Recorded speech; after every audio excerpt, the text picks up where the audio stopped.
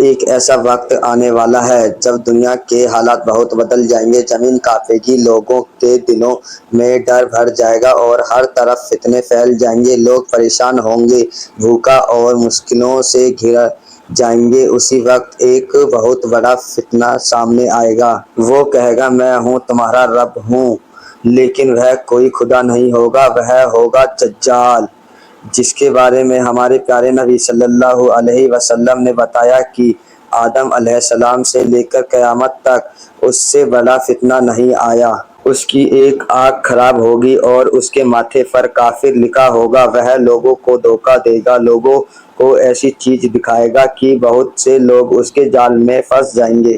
لیکن اللہ نے اس کے ختم ہونے کا انتظام پہلے ہی کر دیا ہوگا۔ ایک ایسا نبی واپس آئیں گے جنہیں اللہ نے آسمان پر اٹھا لیا تھا، وہ ہوں گے حضرت عیسیٰ مریم علیہ السلام۔ لیکن اس کہانی کی شروعات بہت پہلے ہوئی تھی۔ ایک بار تمیم دریا رضی اللہ عنہ اپنے ساتھیوں کے ساتھ سمندر کے سفر پر نکلے۔ اچانک تیز لہروں نے ان کے جہاز کو گھیر لیا۔ کئی دنوں تک وہ بھٹکتے رہے۔ پھر ان کا جہاز ایک عجیب اور سنسان جزیرے پر جا لگا۔ وہاں چاروں طرف خاموشی تھی، ایسا لگ رہا تھا جیسے سالوں سے وہاں کوئی انسان نہیں آیا ہو۔ تبھی انہوں نے ایک عجیب مخلوق دیکھی۔ انہوں نے پوچھا تم کون ہو؟ اس نے جواب دیا میں جسم ہوں، میں خبریں جمع کرتا ہوں۔ پھر اس نے کہا چلو یہاں ایک سنکھیا ہے جو تم سے ملنا چاہتا ہے۔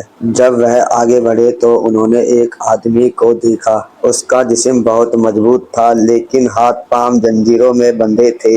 اس نے ان سے سوال پوچھنا شروع کیا اور آخر میں پوچھا کیا مکہ والے نبی کا کیا حال ہے؟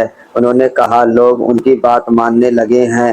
یہ سن کر وہ مسکرایا اور بولا میں مسیح دجال ہوں، جلد مجھے باہر آنے کی اجازت مل جائے گی۔ تمیم دریا رضی اللہ عنہ واپس مدینہ پہنچے۔ انہوں نے یہ پورا واقعہ نبی کریم صلی اللہ علیہ وسلم کو سنایا۔ نبی پاک صلی اللہ علیہ وسلم نے فرمایا کہ یہ بات انہی باتوں کے مطابق ہے جو پہلے بتائی گئی تھی۔ پھر اپنی امت کو دجال سے بچنے کی نصیحت کی۔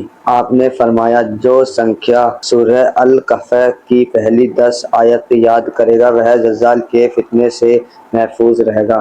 جب دجال نکلے گا تو دنیا مشکل دور سے گزر رہی ہوگی، لوگ پریشان ہوں گے اور وہ لوگوں کو دھوکہ دے کر کہے گا میری بات مانو۔